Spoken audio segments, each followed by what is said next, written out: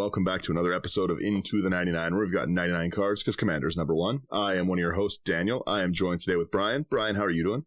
Oh, excellent. This week's going really good, and you know what? This is the second week that my audio sounds great. I'm excited. The audio does sound great. Brian's really been working on his setup.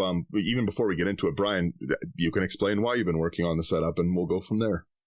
Yeah, I've gotten a lot of new hardware, and I'm using a new program to try to up my studio quality to what Daniel has with his hardware itself.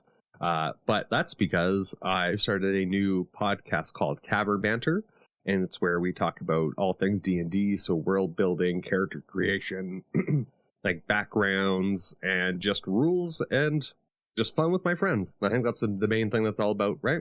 Yeah. It's I don't even play D&D, and it's been entertaining to listen to and check out. So you guys should definitely check it out, especially if you love the game. It's made me want to play some more D&D, so it's definitely a good thing. You got one session under your belt so far? Exactly. I know that it's just a big crossover as well, crowd wise. That's why there was the D&D set as well. So yeah, definitely check Brian's stuff out. And then back to my normal question of how are you doing? The rest of the week you said was good. Yeah, so far so good. I got a semi-promotion at work, so I'm really not going to bat that. So I'm happy. I'm doing a little bit more of what I would like to be doing. So that's awesome. That's very, very good to hear. Yeah, I'm trying to actually put some of the skills that I've learned from doing this into work at my work. So hopefully it might be a little bit better for me. I might actually enjoy a little bit of production stuff. Yeah, that's kind of cool.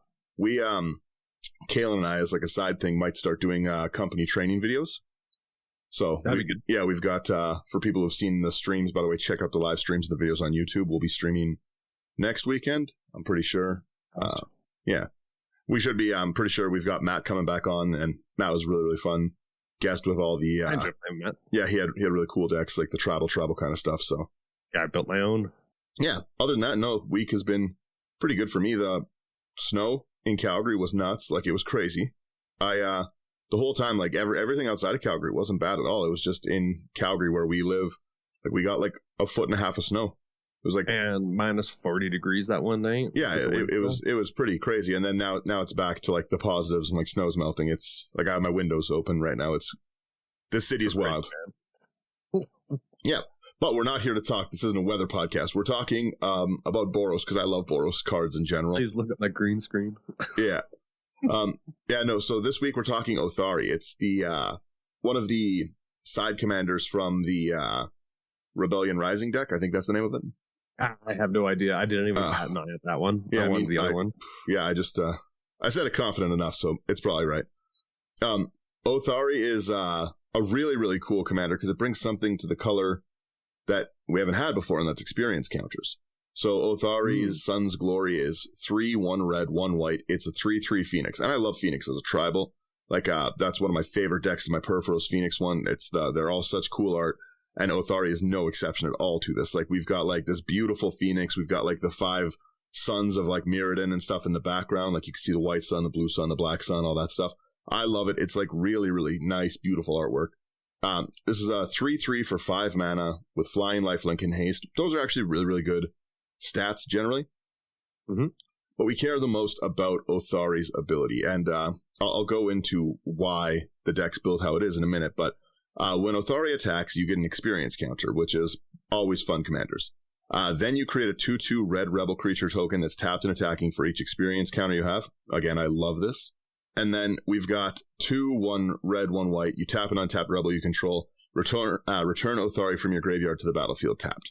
Now, most of the decks I've seen that have actually gone the route of using Otharri as a commander are, I find, very bland generic token decks. That's not me being rude or anything. It's just that's what they're building and stuff, right? And a lot of them have rebels so that you can use Otharri's second ability and stuff, return it from the battlefield. No, you don't need Otharri's second ability to return from the battlefield. It's already not that expensive of a commander. What you do with this commander is you politics, because after 1 or 2 swings with Otharri's a problem. It doesn't matter. If you want to remove it, then you're just bringing the bird onto yourself, right? All you're doing is you're making my rage to you like a phoenix from the ashes, literally.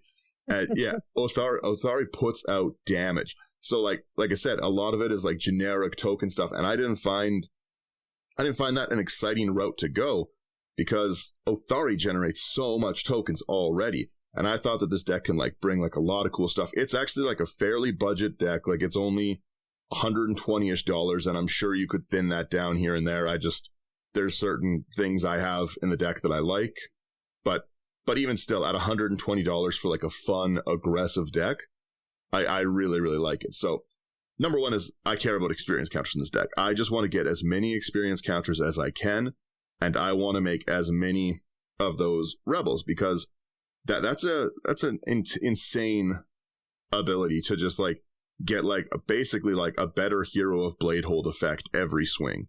Would Mondrak help you with the experience counters? Because I think it's the counters that you put on people too. Which one's Mondrak? He's the new white Dominus. I think Mondrak is tokens. Oh, tokens. Sorry, nope. That's my bad. Yeah, Mondrak is tokens. But again, if you went the token doubling, he would help the rebels. Yeah, if you went the token doubling way, because again, those other ones coming in are tapped and attacking. It just like I said, the first turn that this comes out, you're essentially swinging for 5 at the person, and you're life linking, right? So yeah, what I was saying is you're basically swinging like for 5 damage here. The first time, the second time you're going up, you've got another 4 that are coming in, so you're swinging for 7, and you have another 2/2. This just gets out of hand really, really fast. So we'll start in artifacts. I went like a heavy proliferation, like basically everything you can do to proliferate in this color, we're doing. So actually, before we go into artifacts, we want to heavy proliferate. We'll talk about the one Planeswalker in the deck because I have not really seen anyone playing it before. I really, really think this is a cool commander, the Zerial. Okay. Yeah, I've changed it back to the right version of it. So Zerial is the only Planeswalker in the deck. It's 2 double red. It starts at 4.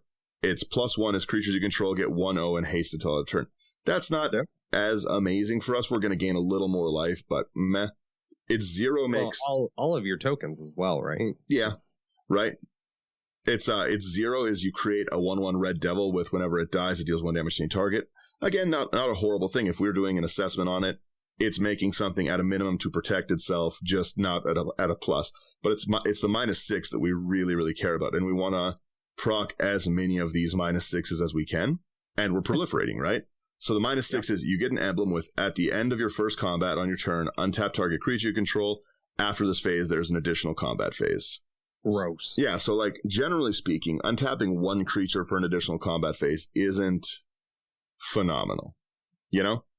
Yeah. But when we just want to proc experience counters, that doesn't matter because, again, like I said, if Zerial's already out and ready to go and we just bring out Otharri, right? We're going to be swinging the first turn. We're going to, let's say Brian's open. I swing Otharri, Brian gets hit for 5. I untap Otharri, then Brian gets hit for another 3, so 6 commander damage, and then another 4 damage, like in it. So he's already taken 12 damage from that one swing.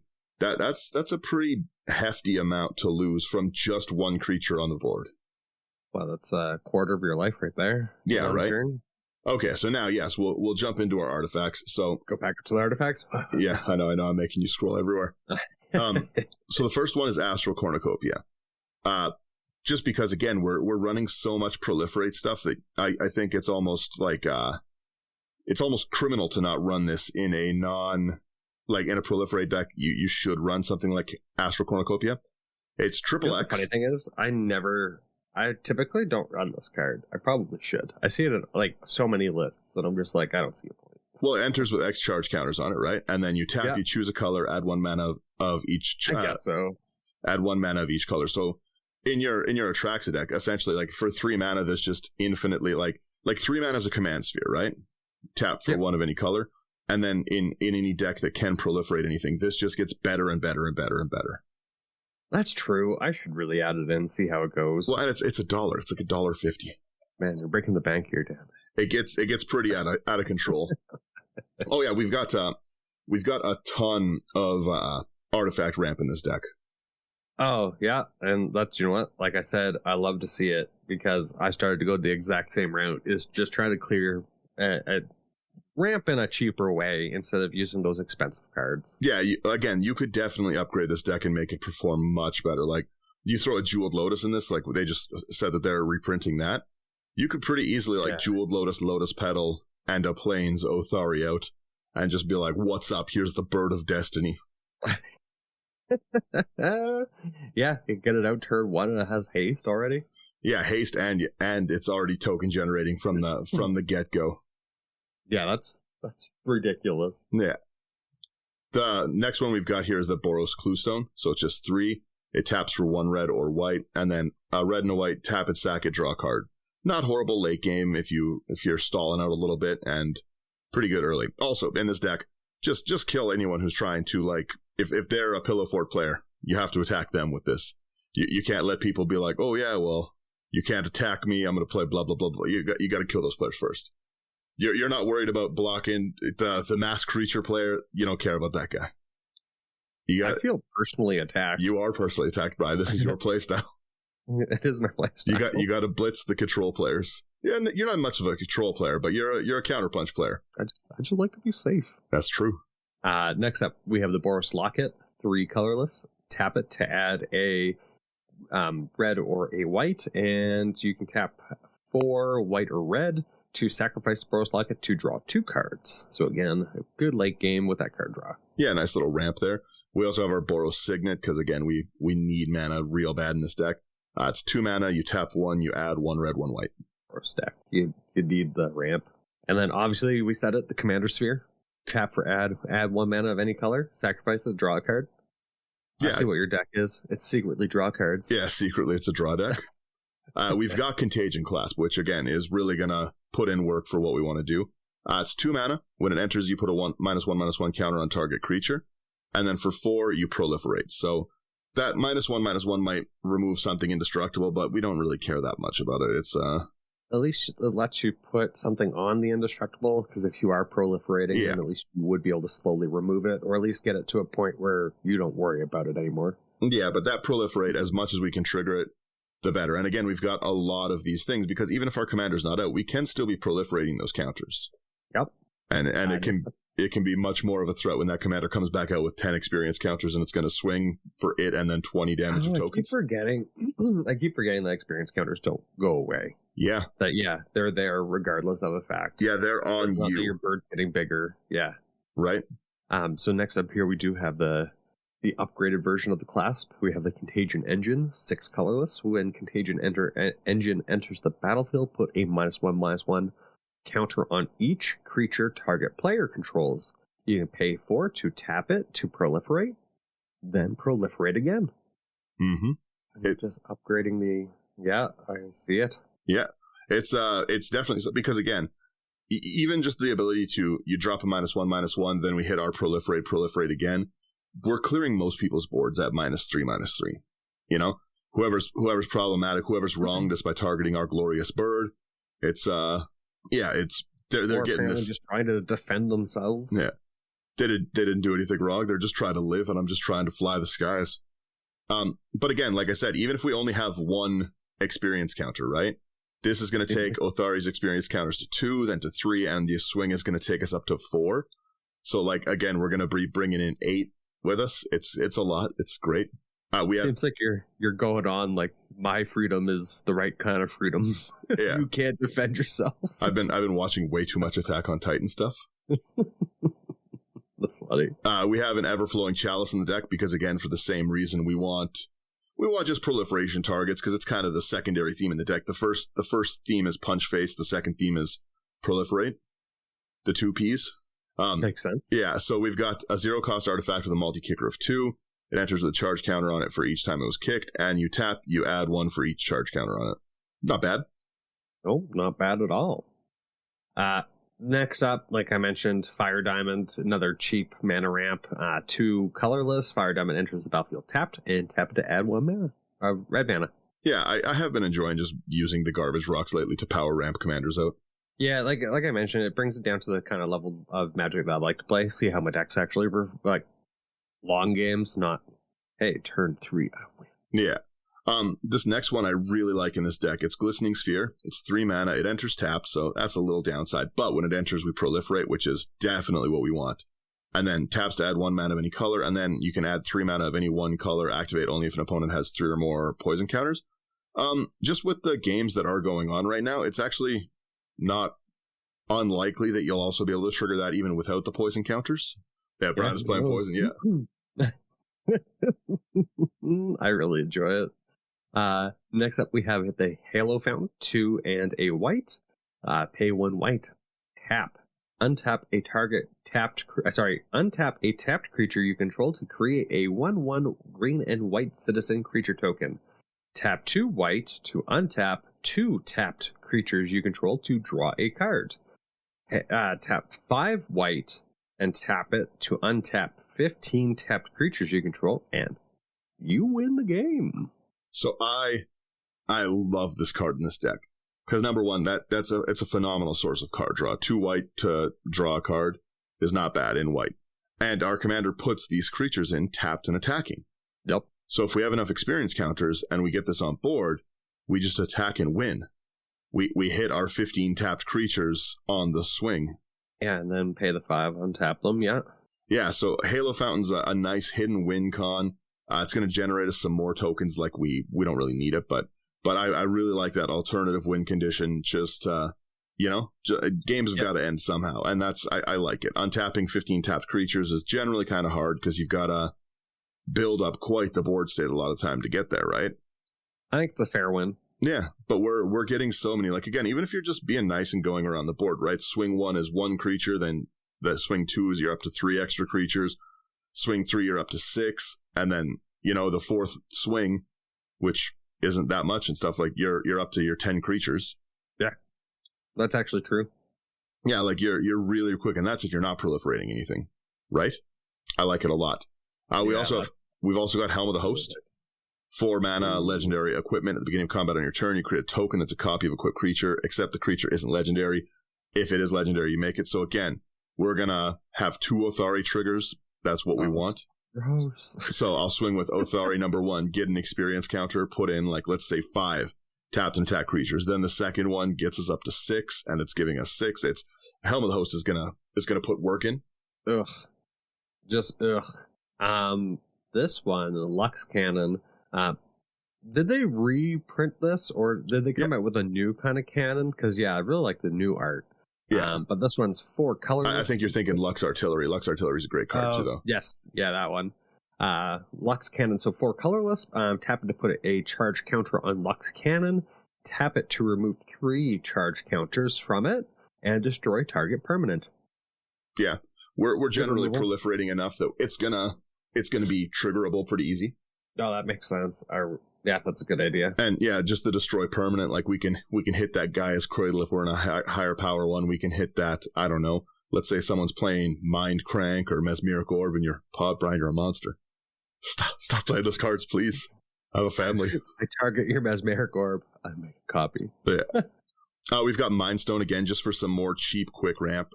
2 mana, you tap for 1, pay 1, sack it, draw a card. Again, good theme of our tap draw. Sub theme, draw cards.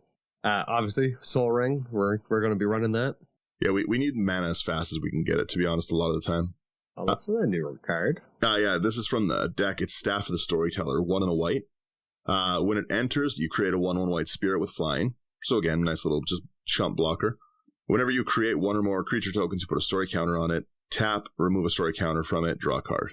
Yeah, that's really good. I saw it. Someone posted it on Instagram, I'm pretty sure. And I didn't even realize how good that card was. It's a great early thing for us. And as well, again, just we're generating tokens so consistently that it's not going to matter. Mm-hmm. No, it's not. At least it's a guaranteed secondary card drive return. Yeah.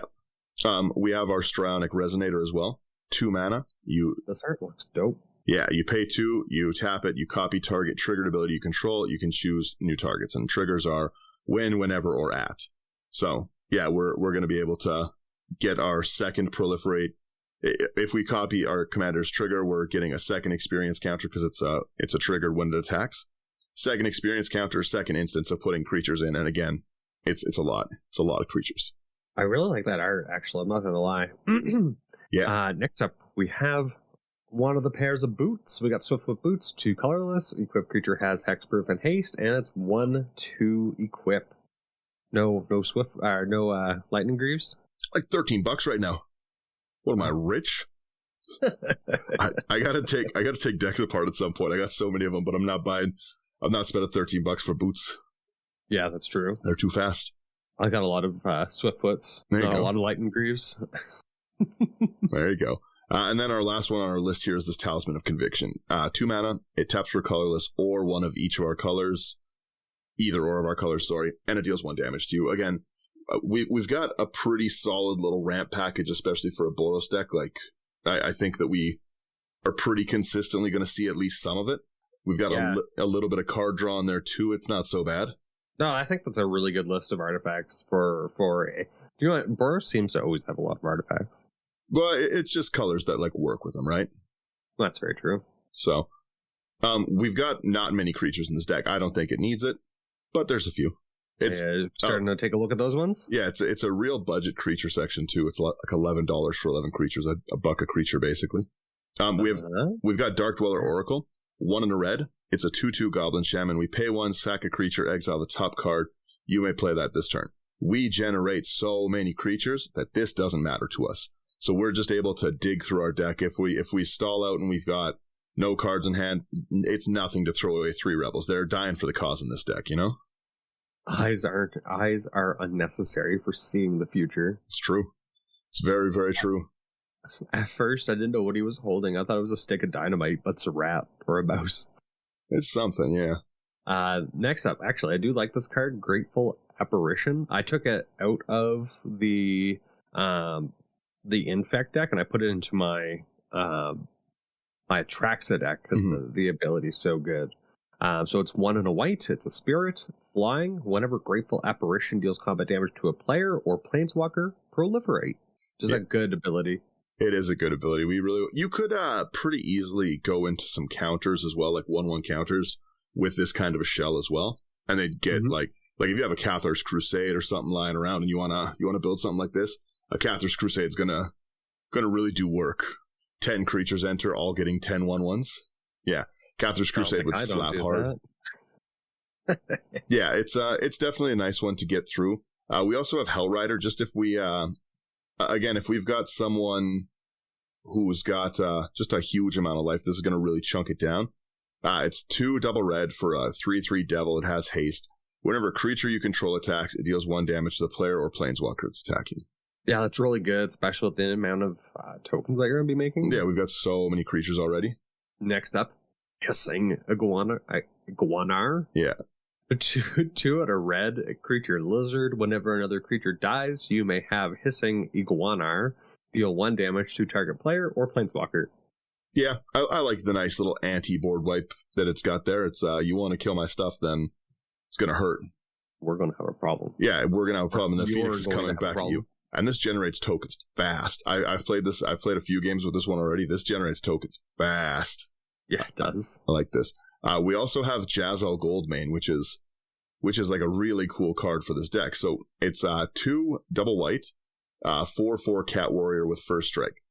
For 3 double white, attacking creatures you control get XX until end of turn, where X is the number of attacking creatures. Generally speaking, like a lot of when this creature attacks triggers, they don't matter. But Jazzel's ability will see all of the creatures that Otharri makes as tapped and attacking. So again, we have 5 of those things. We pay 5 mana. All of our creatures are going to get 6/6 till end of turn. So now we're rolling heavy with again, if we only have 5 experience counters, we're rolling with 8 or 5 8/8. So we've got 40 damage on the board there, and our commander's a 9/9 lifelinker. That's gross. Yeah, Jazzel's definitely got a lot of cool abilities. This one reminds me of a card that I don't actually see in your list, but Mirror Entity. Mirror Entity, yeah, that's another great one. Where you can just pay to give all your creatures, yeah. Plus, it'd be a rebel, so you could... Well, and you could also trigger the rebel ability to bring Otharri back after a board wipe with it. Yep. That'd be nice. You can technically make all your creatures every creature type. Well, no, it's the Mirror Entity itself would be a rebel because it's a shapeshifter. Yep. So very true. Yeah, you'd be able to go heavy with it. Next up, we have Martyr. Woo, green. Martyr for the Cause. 1 and a white human soldier. Whenever Martyr for the Cause dies, proliferate. We throw them away for the noble cause. Mm-hmm. Honestly, the next one. Yeah, Mentor of the Meek is also just an all-star card in this deck. We've got a ton of mana rocks earlier, so even if we've got nothing to play, Mentor of the Meek is going to refill our hand really fast. 2 and a white for a 2/2 human soldier. Whenever another creature with power 2 or less enters under your control, you can pay 1 if you do draw a card. Again, that's pretty solid. I make 5 creature tokens. I pay 5, draw 5 cards. I'm not really missing land drops. I'm able to do a lot of silly shenanigans. I really like this next card, but I think it's one that you should probably go take. Norn's Choirmaster. Oh yeah, seems like such a good. Well, yeah, this again, it's doing 100% of what the deck's like themed around. Norn's Choirmaster's 3 double white for 5/4 for X and Angel with flying and first strike. Those are good stats. Whenever a commander you control enters or attacks, proliferate. And again, if you kill my commander, then if it's only at 3, it enters. It enters angry. It enters. It gets 4. It swings. It gets 5. This is every game that I've played this commander so far, I've been able to get my experience counters up to like the 15 mark. Well, it would enter, so that'd be 4 and 5. And then on attack, that is also 6 and 7. Oh, yeah, that's true. Because, yeah, when it enters, it would go from 4 to 5, and then the attack, it goes to 6, then it goes to 7, yeah. That's a lot. Yeah, it puts in a lot of work. And as well, like I said, we've got those other artifacts, like we have our Astral Cornucopia, our Everflowing Chalice, that kind of stuff. Mm-hmm. We've also got our, our Lux Cannon. So we're going to be able to, a lot of turns, we're going to be able to trigger that Lux Cannon nearly every turn, blowing whatever permanent we don't want on the battlefield off for a tap. Yeah, that's gross. Yeah, I like it. Then we have Oreskos Explorer, 1 and a white. Cat Scout. When Oreskos Explorer enters the battlefield, search your library for up to X planes cards, where X is the number of players who control more lands than you. Reveal those cards and put them into your hand, then shuffle. It's such a phenomenal early card, especially like if you're the player who goes last. Mm-hmm. You know, like it's everyone's on 3 lands. You still aren't even behind on lands, but then you dump in Oreskos Explorer, go fetch 3 lands to hand, and then you're sitting great for the game. I still play my land after. Yeah, it's also specifically plains cards. It's not basic plains. Yep. So you can. That's awesome. I love the word type. Yeah, you can grab. Generally speaking, in this, you don't have to scroll down to it, but like I've got. I have like the Alpine Meadow, like the snow plains, the mountain plains, like enters tapped, like those kind of things. The Sacred Peaks, it's a mountain plains and enters tapped. So it's nice to go fetch those out and everything. I've been playing one of my play groups. We play the any tapped duels enter untapped. So yeah, so it definitely helps out and stuff a lot. It's nice, even if you're not playing that way, it's still fetching out a great amount of cards for you. No, especially if you're only having 2 lands in your opening hand. Yeah. Like if I started off with 2 plains and this guy, I would probably keep that. Yeah, well, exactly, right? Next up, we have Sublime... I just went, but oh well. Sublime Archangel, mine. Yeah, 2 all good. 2 and a white. Or 2 and 2 white. Flying and Exalted. Whenever a creature you control attacks alone, that creature gets +1/+1 until end of turn, and other creatures you control have Exalted. Oh, because you're just swinging with your... Yes, yeah, because they're not attacking. They're tapped and attacking, but they aren't declared as attackers. So we've got our... we're able to always swing. Like, again, if we've got 10 creatures before the swing, Otharri is going to get 10/10 and then still generate his number of tokens as well. Gross. Yeah. So really, really big. Like, Otharri really also replenishes your life very fast. That lifelink is just... a pretty phenomenal, like, extra stat that's just kind of hidden into the card, because it's not really what your deck's built into. But man, does it really, like, because this commander you're swinging, you're not just hanging out and being like, let's wait to see what happens. This is an I swing commander. Right? Yeah, you got to be aggressive with this one. Be aggressive. Yeah, and then we have a War Priest of Thune as well. It's 1 and 1 white for human cleric, 2/2. When it enters, you may destroy target enchantment.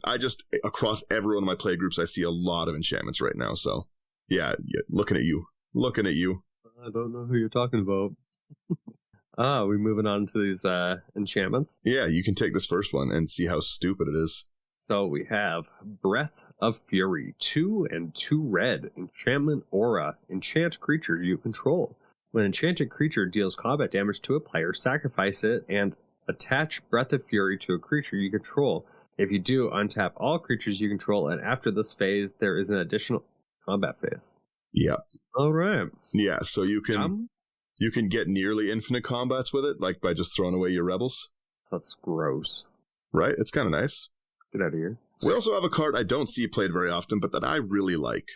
It's Chained to the Rocks. It's 1 white. It's like a 79-cent enchantment aura. You enchant a mountain you control. When Chained to the Rocks enters, exile target creature an opponent controls until it leaves the battlefield. Who's blowing up mountain? Yeah, yeah, right? It's I like it a lot. It's also just very it's very fun to just tell people I'm going to chain them to the rocks. Like you're humbled. Yeah, exactly. The Humble's a great card too. People should play. Goblin Bombardment. I have a foil version of this one. I absolutely love it. 1 in a red, sacrifice a creature. Goblin Bombardment deals 1 damage to any target. Yeah, it's really good. I like it. Real good. We have Hyena Umbra as well.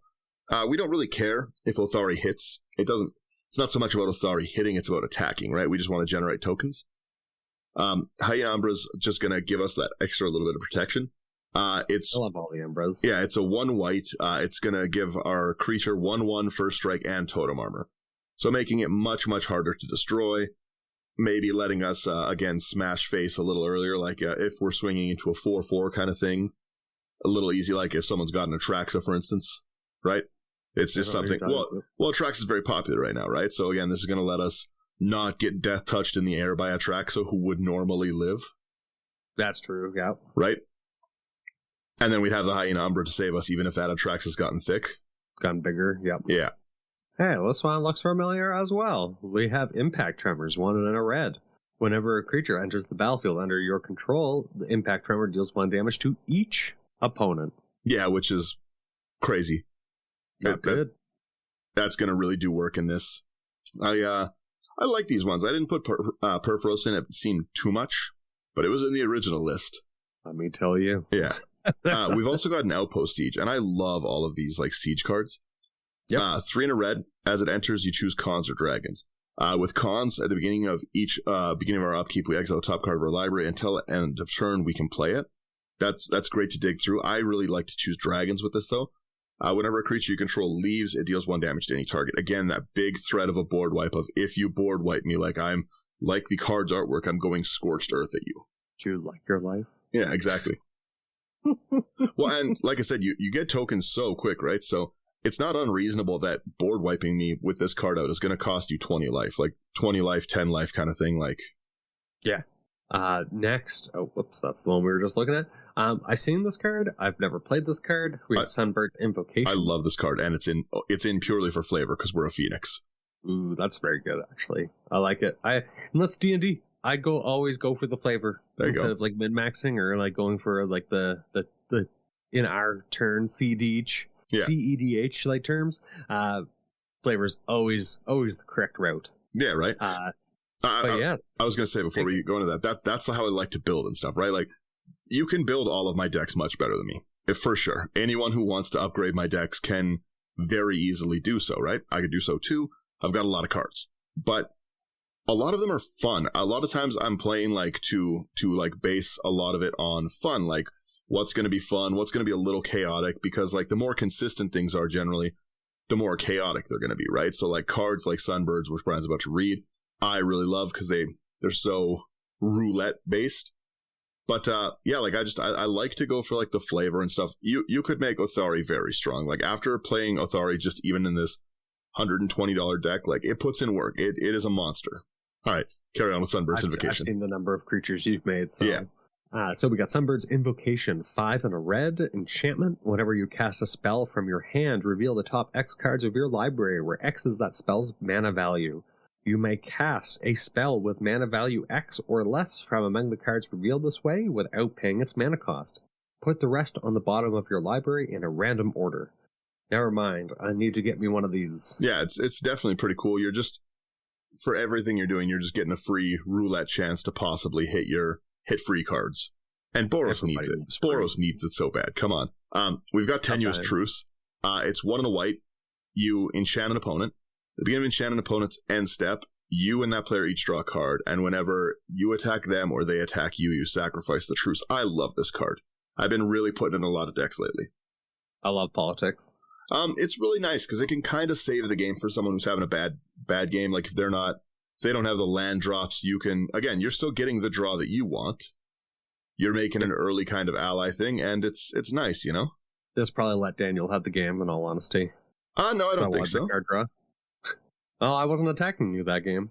I wasn't attacking you with the bird. That's very true. You were going to find out the bird was the word. Bird is the word. Unquestioned authority. That's Daniel playing. 2 and a white. Enchant creature. When unquestioned authority enters the battlefield, draw a card. Enchanted creature has protection from creatures. Yep. Only the ancestors should be revered. True. The ancestors of the mighty skybird. Yeah, it's respect your elders, Daniel. Right. No, unquestioned authority again. If we're playing into flyers in the off chance that we are, like it's not every deck is not flying. This is just going to let us keep swinging out at people. Yep. You can't block my Otharri. You can, again, because I don't care about you blocking the rebels. I just care about getting those experience counters so that I can keep making them. Right. So block my chump rebels away. Don't care. Yeah. Right. And then obviously we have like a Warstorm Surge just because we're generating creatures every time we swing, right? Again, if we have five counters on it, we're going to do 10 damage on the swing. That's good. Oh, that's gross. And that's before people can even declare blockers too. Ugh. Yeah, we've got 5 in a red. Whenever a creature enters under your control, it deals damage equal to its power to any target. Why didn't I play this card? Interesting. Yeah, Warstorm Surge is definitely a very cool one. Going into our instance? Yeah. It's another one people don't really play very often. Angelic Ascension. 1 and a white. You exile target creature or planeswalker. Its controller creates a 4/4 white angel with flying. That angel's going to swing at you, for sure. It's coming at you. But what did you remove, though? That's exactly right? I didn't even know this card was out there, but yeah, I'm obviously going to be starting to slot that into my removal sections. And that's if you think about it, again, like I said, Atraxa is one of the most played commanders right now because it's so cool. You can build Atraxa so different. Like Greg has an Atraxa deck, Brian has an Atraxa deck, I have an Atraxa deck. Every one of them is vastly different decks, right? So, again, you already have a 4/4 angel with Atraxa, but that is a danger angel, right? I would much rather you have this one that doesn't proliferate every turn and death touch and vigilance and lifelink. And lifelink, yeah. Atraxa's statted to the max, right? Yeah, so like I said... Why isn't Sheath up there with the Elish Norn? Why isn't the Norn the mommy? It seems... Right. Atraxa should be up there. And then the other thing, too, is that, Avacyn's like a very common card, right? I'll trade your 8/8, all your permanents are indestructible for a 4/4. That's going to beat my face. Sure. Yep. I said, I've been including this one a lot more as just, I can live with that trade-off of a 4/4 flyer. Yeah. Next up, we have Brave the Elements. 1 white. Choose a color. White creatures you control gain protection from the chosen color until end of turn. Our rebels are weirdly not red and white; they're only white. But that makes it. That's good then. Yeah, it's less good, so it doesn't. We don't get the pro white across everything, but we're gonna get it for like our creatures that generally matter. Like again, like our Mentor of the Meek is much more important than our rebel creatures, right? Our Sublime Archangel, all of our proliferate ones, they're all in white, so we're saving a lot of Fire what Master? we need. Yeah. Obviously, this next card's going to be in here. Yeah, Chaos Warp's such a cool card. It's 2 in a red. Again, I love the chaos aspect of everything. The owner of target permanent shuffles it, then reveals the top card of the library. If it's permanent, they put it on the battlefield. Chaos Warp is, to me, almost a must-have in a deck. Next up, we have Contractual Safeguard, 2 and a white. Addendum. If you cast the spell during your main phase, put a shield counter on a creature you control. Choose a kind of counter on a creature you control, and put a counter of that kind on each other creature you control. Interesting. Well, you can put the shield counter and then the shield counter across everyone? Across everyone, and we proliferate like every turn right now. So everyone gets a... No, well, everyone will have like 5 shield counters. And then you'd have to destroy all my creatures 5 times for them to be destroyed. I don't like that. Contractual Safeguards, an MVP card, and again, 35 cents to like make our field just disgusting. I love this next card. Yeah, take it. Oh, yeah. I like it. Deflecting Palm, a red and a white. The next time a source of your choice would deal damage to you this turn, prevent that damage. If damage is prevented this way, Deflecting Palm deals that much damage to that source's controller. I love someone coming at me with a big Voltron commander. Even if they're like, I want to, the life gain counter, I nuke someone for 50 damage. Aetherflux, yeah, you Aetherflux me for 50 and take 50 more. Yeah. Yikes. Yikes. I Deflecting damage and now you die. Definitely cool. I like that it's one of my more expensive instants in the deck too. Yeah. Shows you what I'm playing. Yeah, the Chaos Warp too. Right. We've also got Disenchant. Basically just the naturalize of white. 1 and a white. Yeah, you destroy target artifact or enchantment. I got no problem with that one. I like it. Oh, and then erase? Exile target enchantment? Exile. Just if something has exile, get rid of it for something that destroys. If you can remove something for good, do it. Yeah. Well, there's so many Hall of Helios Erase. generosity. Yeah, Erase is a cool one. I'm just gonna be stacking up my decks now. Just with go in and be like, I want all of your erases, please. Well, there's so many cool like cheap removals. Like, because again, this has significant. If Slothy was here, he'd be applauding me because this has more than 5 instants. There's so much interaction. Yeah, there's a little interaction in this one. Finally. Oh, this next one I don't think I've seen. Oh, the old Justice Strike. Yeah. Please tell me what you do with this one. Yes. 1 red, 1 white. Target creature deals damage to itself equal to its power. If something has like a death touch, like an Attrax or anything like that, like you just like think about it. Yeah, you smash those things. If it's like a Blightsteel, right? Blightsteel is indestructible. You can't remove Blightsteel, but Blightsteel deals damage in infect counters, so Blightsteel would deal 11 infect to itself. I love it. Yeah, I absolutely love it. I love to Justice Strike, and it's the same thing. If somebody comes at me, you want to come at me with your 30/30 commander, Justice Strike. I like it a lot. Justice Strike's a very cool card. I've really enjoyed it ever since it's come out. This one is one of my usual cards that I throw in there. We got Return to Dust, 2 and 2 white. Exile target artifact or enchantment. If you cast the spell during your main phase, you may exile up to 1 other target artifact or enchantment. I love the utility of both of that. Like, you can instantly respond to something that's a problem, or you can save it and get doubled up. This next card, too. The Rootborn Defenses, 2 and a white. You populate. Creatures you control gain indestructible at the end of turn. You're getting an extra rebel, but we're saving our creatures from the board wipe. And then turning our fury at whoever board wipes. That indestructible. Yeah.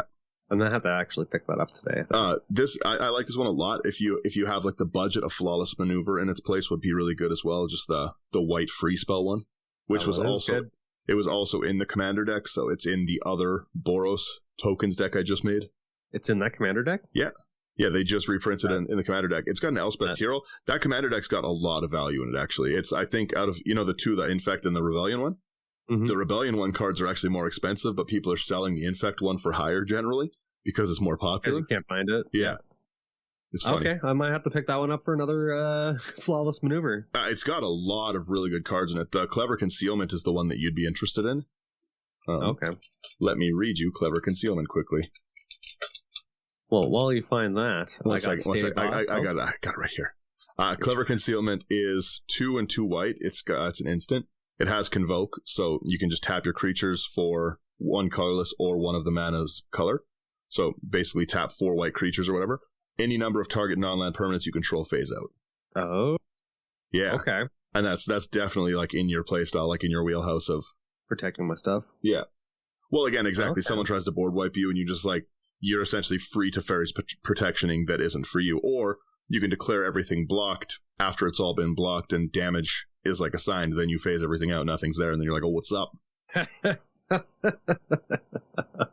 Amazing. So the next card on Daniel's list here is Stave Off. 1 white. Target creature gains protection from the color of your choice until end of turn. Yep. A lot of protection. I can see why, because you do really want that Phoenix to stay alive. Yeah, I don't want to. 7 mana for the second time I cast it is rough, and that vengeance. There's a reason the vengeance is coming. Ruth. Yeah, we have Unbounded Potential, which is, I think, just beautiful artwork. It's really, really cool. It's like the young in the background. Yeah, the young and the old version of it. I just love it. But it's 1 and a white. You choose one. You put a 1/1 counter on each of up to 2 target creatures. So again, that is going to work in our deck. Or you can proliferate, or you can entwine it. So good. Yeah, so for 6, you can you can get 2 of your creatures much bigger, like your commander's obviously going to be one, and then you proliferate, right? This is everything we kind of want in a deck like that. Yeah. Then we have Valor Made Real, 1 white, instant. Target creature can block any number of creatures this turn. Interesting. I like that, yeah. You think that I'm tapped out because I only have like 1 like Mentor of the Meek untapped, and you try swing heavy at me. On you, it's indestructible, and you can block everyone. Yeah, right. I really like that card. Valor Made Real and Martyrdom are 2 of my favorite, like, you never see them cards. Mm-hmm. And again, it's so silly because we all generally threat assess on what's common, right? That's like that's the best way to like look at things. So what's common is that like if there's 7 untapped mana and one of it's blue, maybe a Cyclonic Rift is coming, right? Kind of thing. So no one's really threat assessing around a 1 mana instant that's going to let me block your whole field with 1 creature. So it's really easy to bait like another, again, right? Otharri is creating tokens, but if you've got a lot of creatures, you can block them, right? But let's say that you get a little froggy and you decide to leap at old Daniel.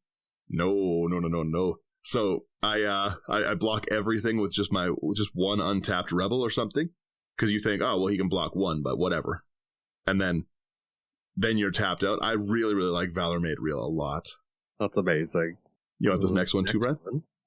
I've never seen this one. So we got Volt Charge, 2 in red. Volt Charge deals 3 damage to any target and then proliferate. Yeah, we really like to proliferate in this game. Oh, I've definitely seen this one before, though. Yeah, we've got Wear and Tear next. It's one of the double face cards. So Tear destroys target enchantment for 1 white. Wear destroys target artifact for 1 red, 1 red, 1 colorless. Or Fuse for a red, white, and 1. Yeah, if you discard a card from your hand, right? Both halves of this card. No, you may cast if it's from your hand? Both halves. Yep, okay, cool. I actually have never read the bottom part of it, so yeah, I actually definitely put it in to remove both. Yeah. That was my thought process all along. Winks awkwardly with both eyes. And then Wild Magic Surge. This is what my barbarian in my D&D session has. 2 red, destroy target permanent and opponent's destroy target permanent and opponent controls. Its controller may reveal cards from the top of their library. Oh no, not may, they have to. Controller reveals cards from the top of their library until they reveal a permanent card that shares a card type with that permanent. They put that card onto the battlefield and the rest on the bottom of their library in a random order. I like that one a lot. That seems fun. Yeah. Lands, we don't have a ton that really matter. I just want to talk about 1 because it's a great like dollar card. It's Access Tunnel. It taps for a colorless or 3 target creature with power 3 or less can't be blocked. So our commander. Yeah, he's not getting any bigger, right? He doesn't put counters on himself. No, exactly. And even if he is bigger, that's fine. But like just the fact that we can get it through unblocked so fast, so many times, I like. Yeah. And then we've got just our last little sorceries here. Obviously, this one. Yeah, this is such a good one. I need to pick more of them up. I'm fully out of them now. Take it away, Brian. We have Austere Command, 4 and 2 white. Choose 2. Destroy all artifacts. Destroy all enchantments. Destroy all creatures with mana value 3 or less. Or destroy all creatures with mana value 4 or greater. Yeah, I talk a lot of nonsense about being board wiped, but we are going to rebuild faster than anyone with our commander. If we do get board wipes, like our commander's just going to generate those tokens on the swing. It has haste. Yeah. There's not many people that can rebuild a board that has like 10 creatures as fast as us. Or Marin, maybe. Yeah, so Austere Command is going to really help us out a lot. It works pretty good. Destroys me. I'll be honest about that one. Yeah. Austere Command, it's so much utility, right? It's got a place in like in nearly every game. It's got a place, and it might be a different place each game. Oh, I didn't see this card. This one, the next card's art looks so cool. Mm-hmm. I like this one a lot. The Cut a Deal. Yeah. All the Praetors in it. Yeah. Yeah. It's Flex just bowing down in front. Because it is from All Will Be One Commander, so it's sadly not more widely available, but it's a really good one. Oh, I guess it's also from Baldur's Gate too. Yeah, okay, yeah, it is from Baldur's Gate as well. I thought it was familiar, yes. But not with this cool artwork of Elish Norn and Vorinclex and Jin-Gitaxias and Sheoldred. Shockingly no Urabresk, but Get out of here. Yeah, we've got each opponent draws a card, then you draw a card for each opponent who drew a card this way. 3 mana to draw 3 in white and get a little favor with the table. I got no problems with that. Oh, I want that card. That actually helps me out quite a bit. Which one? The cut a deal or the next one? Yeah, no, the cut a deal. But the next one looks interesting. Divine Gambit, 2 white. Exile target artifact or artifact, creature, or enchantment an opponent controls. That player may put a permanent card from their hand onto the battlefield. Again, it all depends upon what you're removing. Well, or you can see what's in their hand. You know, you can say like Brian's only got 2 cards in hand. How good can it be compared to that? That's true, actually. And again, we're hitting artifact, creature, or enchantment. There's a lot of each of those things that I don't want removed from my board. That's very true. Right? I like it, and especially like if it's a spell slinging kind of deck. Yep. How much could they possibly still have? I really like Divine Gambit. I've been playing it more and more. Again, I like Chaos, right? I've never seen it before. Yeah. Oh, it's from Kaldheim. Okay. The flavor text on it, by the way, Brian? There are rules, and then there are gods. Yep. Yeah. Yeah, Divine Gambit's awesome. This next one, I need to definitely grab some of these too. Fragmentize, 1 white, destroy target artifact or enchantment with converted mana cost 4 or less. Yes, please. Yeah, it's a lot. That's a sorcery, though. Yeah. I wish it was instant, but again, that's okay. Yeah. The next one's a nice game closer. We've got the Hazardous Blast. 3 and a red. It deals 1 damage to each creature opponents control, which some games can wipe their board. But creatures your opponents control can't block this turn. It's not that opponent. It's not a opponent. It's everyone. They can't block. This is the card that you sealed us out with. Yeah, exactly. Or me. Yeah, I made it so no one with could block. This card. Yeah, I told you it's a good game closer. Yeah, you killed everybody, and then this is how you got through to me. Yep. The old bonk. I remember now. And then you're absolutely loving this. I'll put it in every deck until the end of time. Red Sun's Twilight, X and 2 red, destroy up to X target artifacts. If X is 5 or more, for each artifact destroyed this way, create a token that's a copy of it. Those tokens gain haste. Exile them at the beginning of the next end step. I love it. Yeah, that's so I love those ones. I haven't run them yet, but just being able to get something like that command sphere, like even some of the command spheres that I can start throwing away, right? Per turn. Yeah, they're gonna have to throw them away or not. Like the same with all of them, right? I play with like so many artifacts. Again, I've got like 20 artifacts in this deck alone, right? But there's so many people like lose your soul ring, like I get an extra soul ring for the turn kind of thing. Like I really like the utility that this is going to give us. And at the worst, it's removal, and people aren't running removal in the quantity they need. True. Ruth, I will praise that. Right. We also have a Renegade Tactics. It's 1 red. Target creature can't block this turn. You draw a card. This, again, is for, I keep going back to Atraxa, but I see Atraxa in a lot of games. Otharri's only a 3/3, and if I've got to bonk Brian with a bird, then I got to make Atraxa unable to block. Yep. And again, just a card draw, so it's replacing itself pretty quickly. Then we have Seize the Day, 3 and a red, untap target creature. After this main phase, there's an additional combat phase, followed by an additional main phase. Flashback, 2 and a red. And again, we don't care that it's only 1 creature, right? Otharri is just making more. I just want to swing Otharri. Yeah, that's it. Right? It's, so Seize the Day is definitely the extra combat card we want. Any extra combat card is going to be great, but I find that Seize the Day is definitely the one that fits the most on this theme.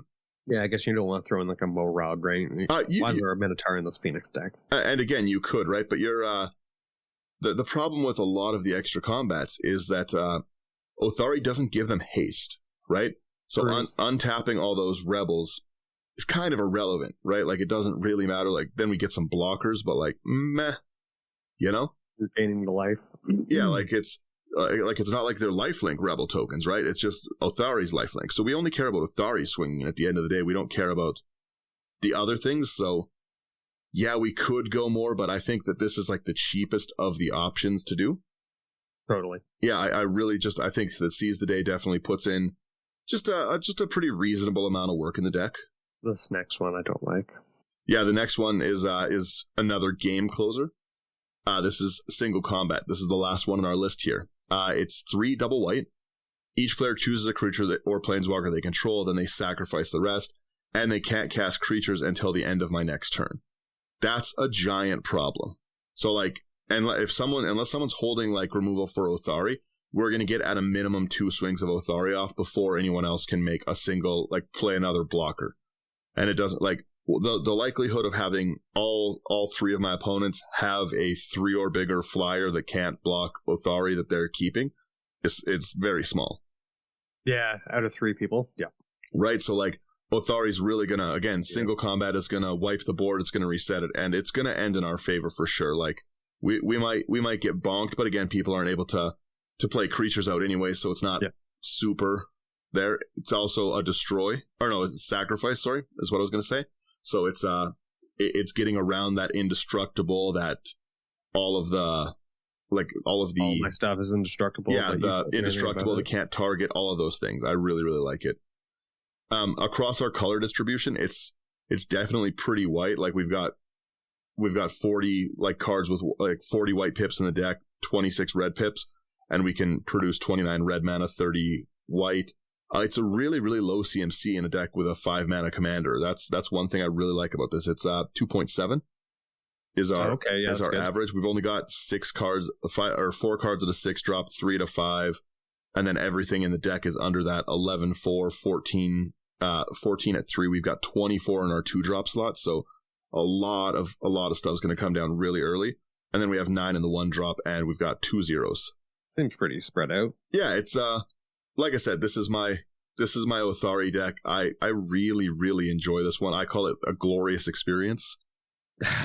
Because it's, you know, I get it. Sun's Glory, glorious experience counters. But yeah, it's just a deck that I find has been really, really fun to play. Generally speaking, I assess decks on how fun they are based on how often I want to play them again, right? And Otharri's been one that I've consistently really, really enjoyed. Like I'm just a sucker for nice, like, Boros aggressive decks kind of thing, right? Like you are a Boros boy. Yeah, they kind of pilot themselves a lot of the time. Like there's, you don't need to be a like mastermind to play this like Boros deck, right? Like it's pretty simple. Like you just swing the bird. That's it. Swings. Yeah, you just swing the bird at people. Those people die, and if they don't die, you swing the bird at them again, right? It's that's the whole point. If somebody can transformation you, they become your enemy for life, and then you have to, you know. That's where I'll give you the indestructible bug, right? But well, you gotta actually removal in here for once. It's also really, really low on like this like salt sum of like the EDH rec stuff or the Architect stuff wherever our deck list is. It's like it's lower than like the median and average by like a fair number. It's like a 21. It's nice and not salty. That's the important thing, right? Well, and that's the thing, right? Like it's I like being able to play some strong, fairly budget decks, right? And I don't know, like everyone's budget's going to be different. I see a lot of people putting up deck lists of like, $40 deck list, and sure, you put $40 of cards in the deck, but it's not really playable, right? This is something that's going to be playable, something that you can build basically from scratch. I don't think $100 is going to break the bank for many people, and especially lots of us probably have a lot of this junk lying around anyways already.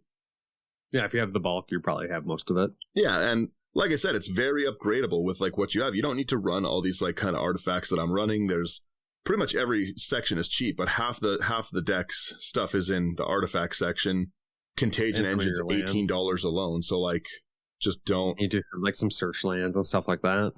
Well, you could easily drop it down. Well, not even that. Even if you took Helm of the Host is $8.50, so you're already $26 down. Halo Fountain $6, so like like 1/4 of the deck can be removed by like taking out 3 cards. 3 cards. But Halo Fountain's so good. It is good, right? Like yeah, it's like I said, it's just it's a fairly cheap deck. I hope people like it and would like to give it a try and stuff. It's really, really fun. I thought that this it's been a while since I've been so phenomenally excited about the commanders. Yeah. Of just of like a set in general. Like I've skipped a lot of the command decks lately. We get like 50 commander decks a year right now, so that's a lot of product. Yeah, we get so much, right? Like they just announced again, like March of Machines is the commander list for this year, which crazy. We have to do a whole episode on that. The pair up stuff is nuts. But like there's gonna be 5 there. There's a Commander Master set this year. There's 4 there. So like we're already 9 more Commander decks deep, and then I think there's either 4 or 5 for the Lord of the Rings. So we're sitting at 13 or 14 more Commander decks for the year. Like, and it's February, right? If you're watching on YouTube, pretend that I said it's March, right? Yeah, but you know what I mean. Like, it's just that's a lot. It's a lot of Commander. I'm not infinitely made of money for cards. I only have so much card money. So, like I said, I really liked all of these. All 4. Vishgaz, I think, is a super cool commander, and I made like a really cool Flicker version of him because, again, I live for the Enter the Battlefield. Yep. The Ixal, I haven't got to play my Ixal deck, but I've seen Brian's go. I've seen the test version of it, and let me tell you, those poison counters come quick. I have so much fun with it. Like you said, it's the decks that you want to play over and over again. I've been really enjoying it. Well, it's got such a cool... have a taste of what it's able to do, and then Daniel shot that down. I don't like people taking my cards at all. I found that out right quick. Is this what I've been doing to everyone this whole time? Why did no one tell me? They probably did. You just weren't listening. Yeah. Silent peasant. Yeah. Give me the cards. Yeah, no, it's silence, Brother Brian. This is no time to be covetous. Yep. It's they losing your cards to Ixal's ability is rough because, again, you're getting poisoned, so you're like, okay, I'm kind of close to death now. I'm 30% of the way to death once that ability's triggering, and he's taking my cards. I'm losing removal. I'm losing. It's bad. It's a bad time. I was playing one game with it so far, and I think I got 6 lands from a single person. Yeah. I was like, what is this? I was like, you're helping me out with my lands, but I want something else.